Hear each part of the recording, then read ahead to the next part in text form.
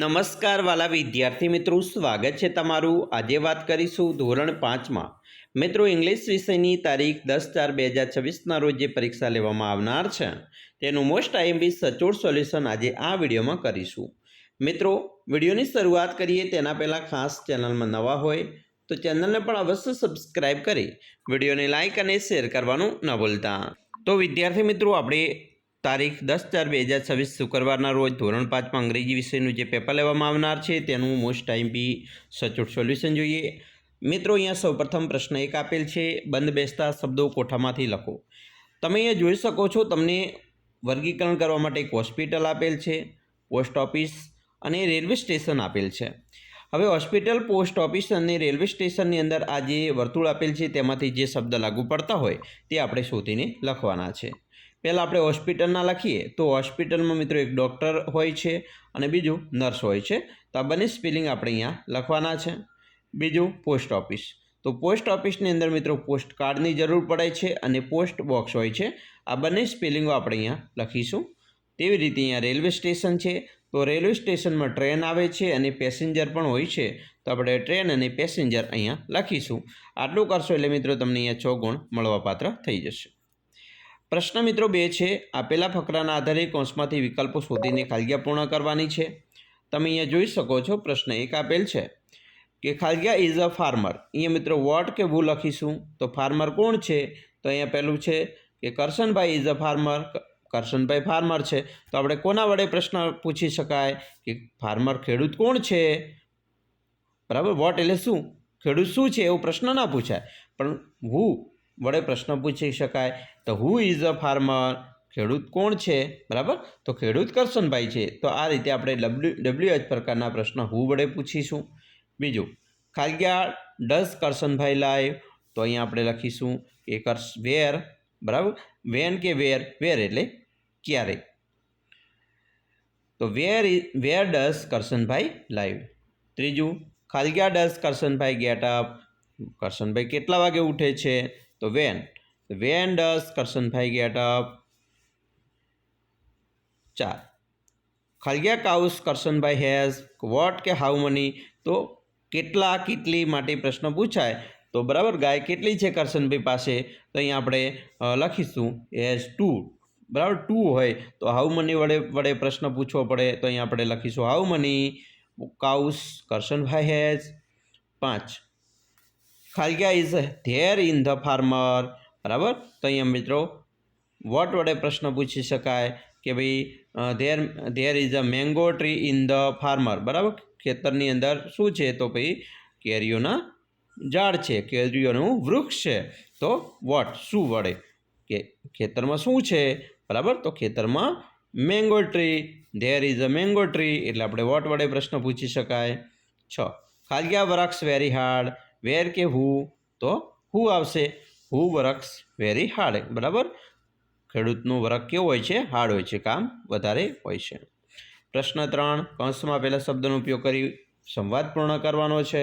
મિત્રો અહીંયા કૌંસની અંદર આપેલ છે બુક, હેન્ડ, થેન્ક યુ અને પ્લીઝ, એના વડે આપણે સંવાદ પૂર્ણ કરીશું। પહેલું છે Ram, what is there in your hand, Shyam, it is book, તમારી હાથમાં શું છે, તો શ્યામ કહે છે ઇટ ઇઝ અ બુક, મારા હાથમાં ચોપડી છે, પુસ્તક છે। રામ કહે છે ખાલીજગ્યા ગીવ ઇટ ટુ મી, શું તે તમે મને આપશો, તો પ્લીઝ, આપણે કોઈને પાસેથી માગીએ તો પ્લીઝ શબ્દ વાપરવો પડે, પ્લીઝ એટલે કે મહેરબાની કરીને તે મને આપશો। શ્યામ હેર ઇટ ઇઝ, બરાબર, અને રામ કહે છે, કારણ કે આપણે એની કોઈ પણ વસ્તુ આપે તો આપણે એનો આભાર માનવો પડે, તો અહીંયા આપણે લખીશું thank you, it is a nice book, આભાર તમારો, સરસ બુક છે। હવે પ્રશ્ન 4 એનું અ છે, નીચે આપેલા શબ્દોમાં યોગ્ય મૂળાક્ષરો મૂકી શબ્દ પૂર્ણ કરવાનો છે।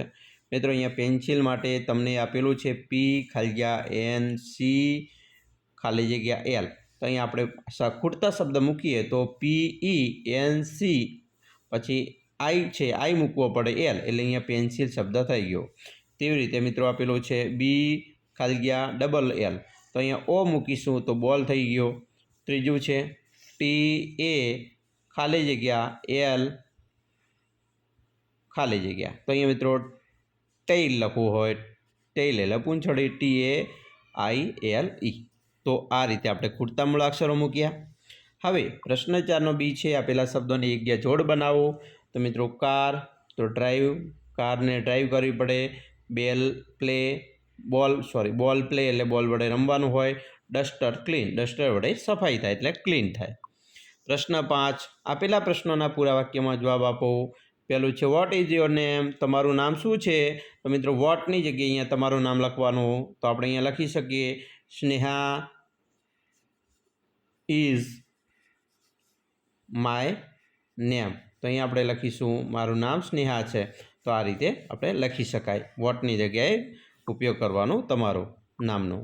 What is your father's name, તો અહીંયા આપણે માય ફાધર્સ નેમ લખી શકાય કે my father's name is Laxmanbhai. તો અહીંયા લખીશું બરાબર લક્ષ્મણભાઈ. એવી રીતે તમારા ફાધરનું નામ લખવાનું છે તમારે. ત્રીજું, what is your friend's name, તમારી ફ્રેન્ડ મિત્રનું નામ શું છે? તો અહીં લખી શકાય માય ફ્રેન્ડ્સ, બરાબર FRIEND ફ્રેન્ડ્સ નેમ. તો અહીંયા લખીશું સંગીતાબેન. બરાબર, તમારા ફ્રેન્ડ મિત્રનું નામ સંગીતાબેન, તમારા મિત્રનું નામ લખવાનું છે. 4, what is your mother's name, તો તમારી માતાનું નામ લખવાનું છે. એના માટે લખી શકાય my mother's MOTHERS, my mother's name is Radhaben. તો અહીંયા તમારે લખવાનું છે આ રીતે રાધાબેન. તો તમારી માતાનું નામ અહીંયા તમારે લખવાનું છે. તો ખ્યાલ આવી ગયો હશે મિત્રો. અહીંયા તમને 4 પ્રશ્નોમાં પ્રશ્ન મિત્રો 6 જોઈશું. નીચે આપેલા ફકરો લખી વ્યક્તિઓ દ્વારા કરવામાં આવતી ક્રિયા નીચે લીટી દોરો. ક્રિયાપદ મિત્રો રમવું, ખાવું, પીવું. અહીંયા છે પીકડ એટલે પકડવું છે બરાબર. Yesterday Kanu picked mangoes. Manjulaben put rice in the bag. Kokilaben milked the cow. બરાબર. તો આ રીતે મિત્રો ક્રિયા છે એને લખવાનું છે. પ્રશ્ન મિત્રો 7, આપેલા ચિત્રોના આધારે વાક્ય લખો. પહેલું છે રનિંગ, પછી બીજું છે ડાન્સિંગ, જમ્પિંગ અને રીડિંગ. બરાબર. તો અહીંયા તમારે ચિત્રોના આધારે વાક્ય બનાવવાના છે. તમે ચિત્રના આધારે વાક્ય છે લખી શકો છો કે Kevin is a running fast. બરાબર. પછી dancing, Sneha is a dancing. પછી અહીંયા jumping, Sangeeta is a jumping. બરાબર. રીડિંગ, તો સત્યમ ઇઝ અ રીડિંગ. તો અહીંયા વાંચી રહ્યા છે, તો ક્રિયા થઈ રહી છે, એનું વાક્ય બનાવવાનું છે. પ્રશ્ન 8, આપેલા કાવ્યને રીડિંગના સ્થાને જમ્પિંગ લખી ફરીથી લખો. હવે અહીંયા જ્યાં રીડિંગ લખેલું છે ત્યાં તમારે જમ્પિંગ લખવાનું છે. જો અહીં આપેલું છે જમ્પિંગ, તો અહીંયા લખી દઈશો. બરાબર. આ રીતે જમ્પિંગ શબ્દ ઉપયોગ કરી અને તમારે આ વાક્ય પૂર્ણ કરવાનું છે. તો સરસ મજાનું આ રીતે તમારું પેપર મિત્રો પૂછી શકાશે. મોસ્ટ IMP પેપરનું સચોટ સોલ્યુશન જોયું. આશા રાખીએ છીએ તમને આપણો આ વિડીયો ખૂબ જ ઉપયોગી નીવડશે. અને ખાસ મિત્રો વિડીયો ગમે હોય તો લાઇક, શેર અને સબસ્ક્રાઈબ કરવાનું ન ભૂલતા.